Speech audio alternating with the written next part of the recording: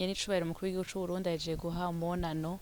abashitsi baserukira ibihugu bitandukanye mu Burundi, abo nabo akaba ari Alf Isikli aserukira igihugu ca Turkiya,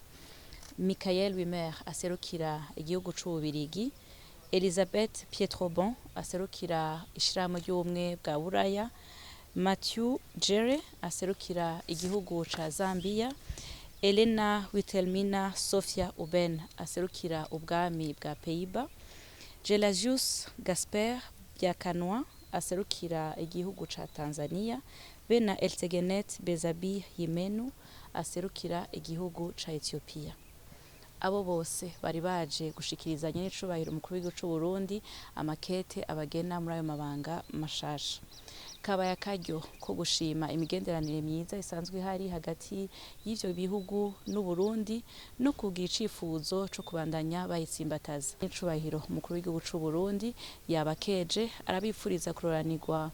muri ayo mabanga, eka aranabungurira n'imiryango kugira ngo ibiganiro bibandanye na cane cane kugira ngo hashigweho imigambi yo gushigikirana y'iterambere mu bisata bitandukanye, gutyo